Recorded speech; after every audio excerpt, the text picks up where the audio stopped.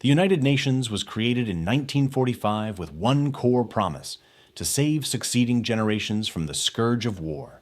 Yet today, from Gaza to Ukraine, Sudan to the Democratic Republic of the Congo, the UN is failing that mission in plain sight.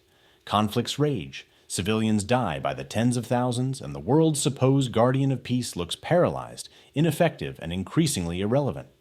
In this deep dive, we'll break down exactly why the UN is failing to stop global conflicts, not just because of bad luck, but because of deep structural flaws, political cowardice, and a system rigged in favor of powerful states at the expense of the powerless. The UN's original promise versus today's reality.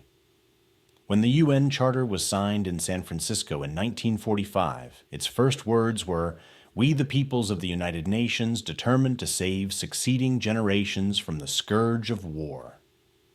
The Security Council was given the primary responsibility for maintaining international peace and security, with the power to impose sanctions, authorize the use of force, and send peacekeeping missions into war zones. In theory, it was supposed to be a world government for peace, a place where diplomacy could stop wars before they started. But the reality is starkly different. Since 1945, the number of armed conflicts has not decreased. It has exploded. The UN has passed thousands of resolutions, deployed dozens of peacekeeping missions, and spent billions of dollars. Yet major wars keep breaking out, and existing ones drag on for years or even decades. In 2024 to 2025 alone, the world is facing multiple full-scale wars. Israel's war in Gaza, Russia's war in Ukraine, the civil war in Sudan, and brutal conflicts in the DRC, Mali, and elsewhere. In each case, the UN has been unable to stop the killing, enforce ceasefires, or protect civilians at the scale needed. The pattern is clear. The UN can manage crises, deliver some aid, and host endless debates, but it cannot reliably stop powerful states from going to war or crush genocidal violence when it erupts. That failure is not accidental. It is built into the UN's very design. The fatal flaw, the Security Council veto. At the heart of the UN's failure lies the Security Council's veto power.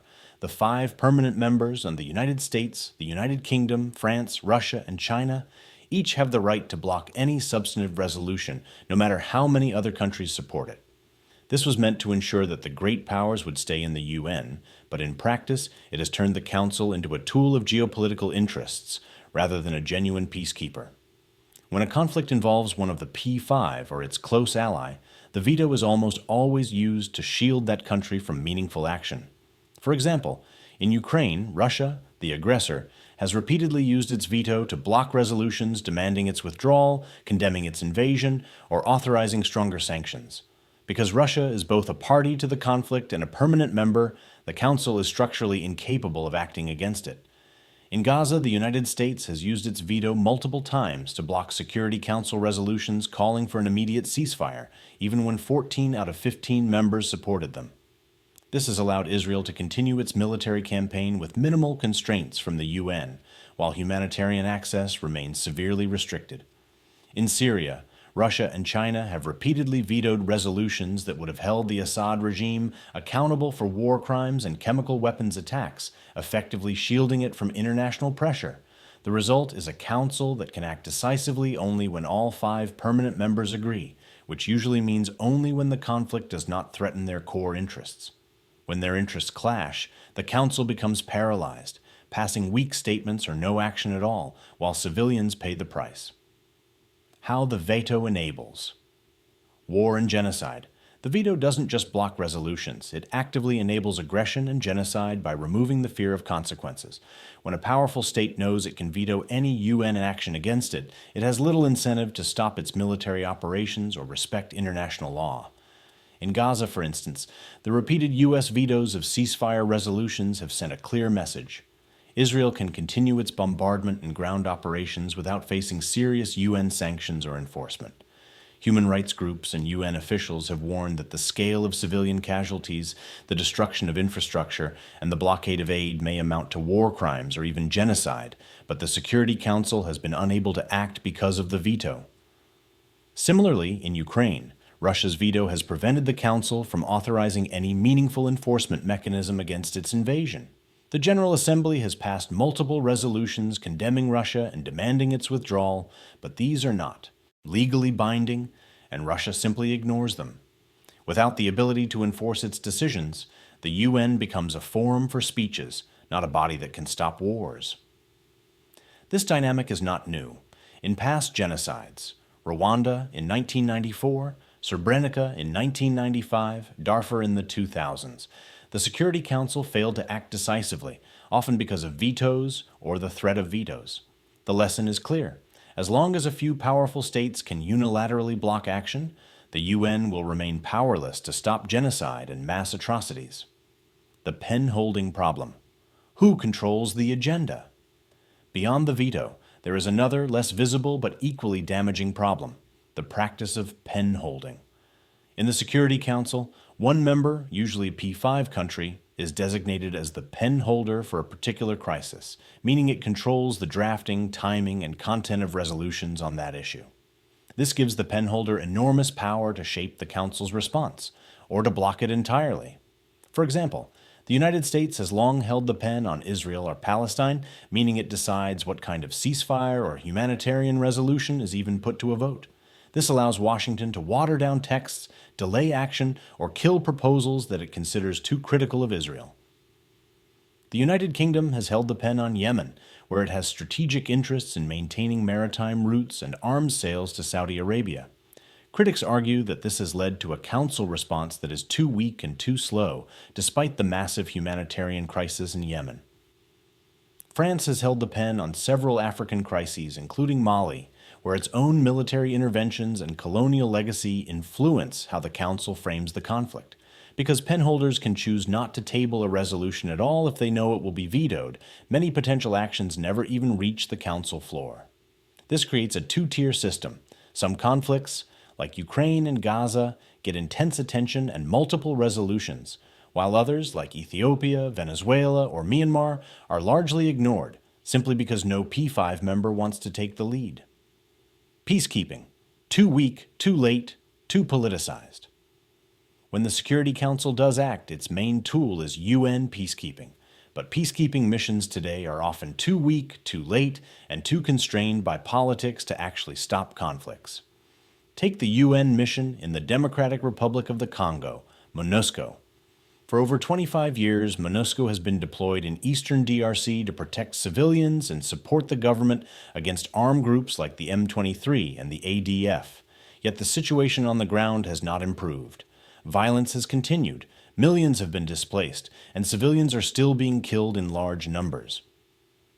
In 2024, the Congolese government declared that MONUSCO had failed and demanded its withdrawal, arguing that the mission had not brought lasting peace.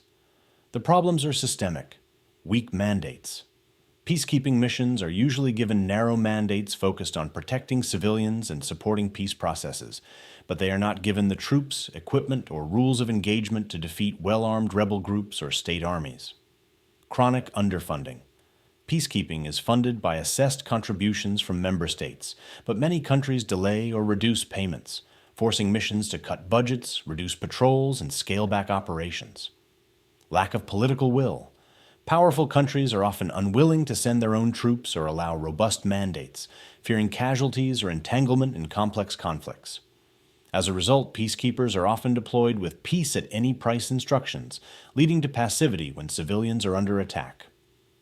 Abuse and loss of trust. In several missions, including in the DRC, Mali, and the Central African Republic, peacekeepers have been accused of sexual exploitation, abuse, and failing to protect civilians. This has destroyed local trust and made it harder for the UN to operate effectively. In Mali, for example, the UN mission, MINUSMA, was eventually forced to withdraw in 2023 after the military government declared it a failure and demanded its departure. The Malian authorities argued that MINUSMA had not stopped terrorism, had failed to protect civilians in rural areas, and had become a symbol of foreign interference. The mission's exit left a security vacuum that has only worsened the situation. The humanitarian crisis. Aid blocked, civilians starving. Even when the UN cannot stop a war, it is supposed to ensure that humanitarian aid reaches civilians.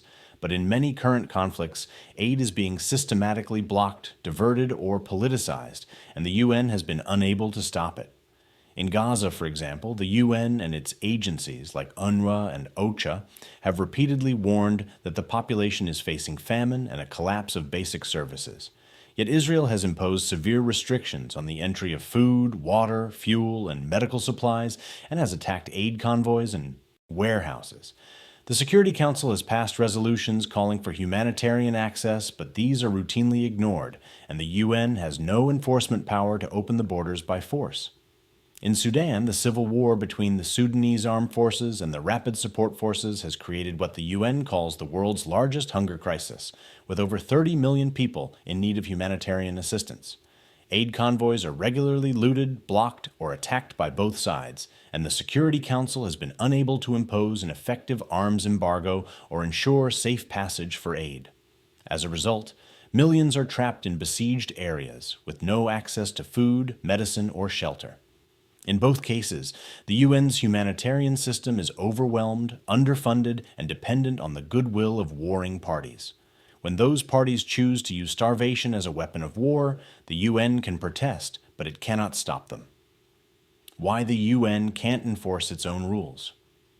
The UN Charter gives the Security Council broad powers to maintain peace, including the authority to impose sanctions, authorize the use of force, and establish international tribunals.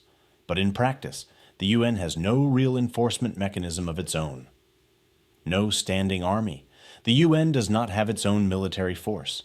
Peacekeeping missions rely on troops and police contributed voluntarily by member states, which can withdraw them at any time. There is no UN rapid reaction force that can be deployed quickly to stop a genocide or invasion. Weak sanctions. Sanctions are often watered down to avoid hurting powerful economies, and they are frequently evaded through third countries, smuggling, or digital currencies. Even when sanctions are imposed, they rarely force a change in behavior if the targeted state has strong allies or alternative markets. No police to enforce justice. The International Criminal Court, ICC, can issue arrest warrants for war crimes and genocide, but it has no police force to arrest suspects. National governments often refuse to cooperate, and powerful states, including the US, Russia, and China, do not recognize the ICC's jurisdiction over their citizens. As a result, many perpetrators of atrocities remain free and in power. This lack of enforcement power means that the UN's resolutions and rulings are only as strong as the political will of its members. When that will is absent, as it often is in major conflicts, the UN's authority collapses. The crisis of legitimacy. Who does the UN serve? All of this has led to a deep crisis of legitimacy. In the global south, many countries now see the UN as a tool of Western powers, not a neutral arbiter of peace. When the Security Council acts decisively on Ukraine but is paralyzed on Gaza, or when it condemns some aggressors but protects others, it looks like a double standard, not a rules-based order. Brazil's President Lula has bluntly said that the United Nations Security Council doesn't work. It simply doesn't. And that every major war in recent times has been started by countries that are members of the Council without accountability. Other leaders from Africa, Asia, and Latin America echo this view. The UN is failing because its structure reflects the power balance of 1945, not the realities of the 21st century. This loss of trust has real consequences. Countries are less willing to contribute troops or funding to UN missions. Regional organizations like the African Union or the Arab League are increasingly taking the lead in peace efforts, sometimes bypassing the UN altogether. Populations in conflict zones see the UN as irrelevant or even complicit, especially when peacekeepers fail to protect them or are accused of abuse. If the UN is to survive as a credible institution, it must address this crisis of legitimacy by reforming its most undemocratic features. What would real reform look like? There is no shortage of proposals for UN reform, but the most urgent changes needed are abolish or limit the veto. The most radical but necessary step is to abolish the veto power of the P5, or at least restrict it in cases where a permanent member is a party to the conflict. This would allow the Security Council to act against aggression and genocide, even when a powerful state is involved. Expand the Security Council. The Council should be expanded to include more permanent and non-permanent members from Africa, Latin America, and Asia, so that it better reflects the current global balance of power and is less dominated by a few Western and former colonial powers. Create a UN Rapid Reaction Force. The UN should establish a standing, well-equipped military force that can be deployed quickly to stop genocides, protect civilians, and enforce ceasefires without relying entirely on voluntary contributions from member states. Strengthen the General Assembly and uniting for peace. When the Security Council is paralyzed, the General Assembly should be empowered to take stronger action, including authorizing the use of force in extreme cases under the Uniting for Peace resolution. Make R2P and the ICC effective. The responsibility to protect R2P doctrine must be turned from a vague principle into a concrete, enforceable legal framework. The ICC must be given a real police force to arrest suspects and ensure that no one is above the law. Fix peacekeeping. Peacekeeping missions need clearer, more robust mandates, better funding, stronger accountability for abuse, and closer coordination with regional organizations and local communities. The cost of inaction.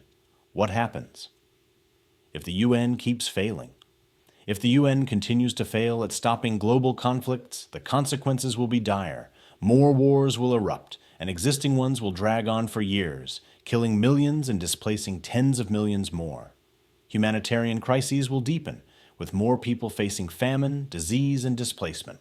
The risk of regional escalation will grow as conflicts in Gaza, Ukraine, Sudan, and elsewhere pull in neighboring states and great powers. The rules-based international order will continue to erode, replaced by a world where might makes right and powerful states can invade, occupy, and starve populations with impunity. Public trust in multilateralism will collapse, making it harder to cooperate on other global challenges like climate change, pandemics, and nuclear proliferation. In short, the failure of the UN is not just a failure of an institution, it is a failure of the entire post-1945 system of global governance. If that system cannot be fixed, the world will become more dangerous, more divided, and more unjust. A call to action. What ordinary people can do. While the UN is run by governments, its legitimacy ultimately depends on the people. Here's what can be done from the outside. Demand accountability from your government. Pressure your leaders to support UN reform, to stop blocking humanitarian action, and to respect international law, even when it is inconvenient.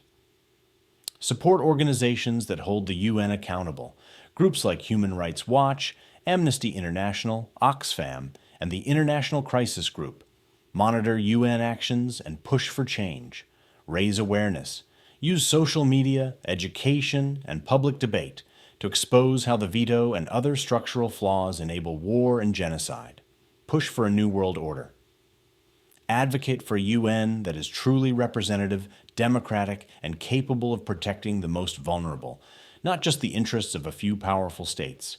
The UN was created to prevent another world war. Today, it is failing that mission. But that failure is not inevitable. With enough pressure, courage, and political will, the UN can still be reformed into an institution that truly serves we the peoples, not just the powerful few. If this breakdown of the UN's failures opened your eyes to the broken global system, hit that like button right now to signal the algorithm, and millions more need to see this truth. Subscribe and smash the bell icon so you never miss our deep dives into the world's hidden power plays, from Security Council betrayals to the next big flashpoints. We're building the faceless channel exposing geopolitics without the spin. Your support makes it happen. Drop a comment below. Veto must go. If you agree the Security Council veto is the root of all evil, or tell us which conflict the UN failed worst, Gaza, Ukraine, Sudan, or DRC. Your comments fuel the conversation and help us cover what matters most. Share this video with one friend who thinks the UN still works. Wake them up. And check the link in the description for our free geopolitical cheat sheet, 5 reforms to fix the UN now. Stay vigilant, stay informed. Hit play on our next video about why President Trump's 2025 UN showdown could change everything. Thanks for watching, Patriots. We'll see you in the fight for a real world order.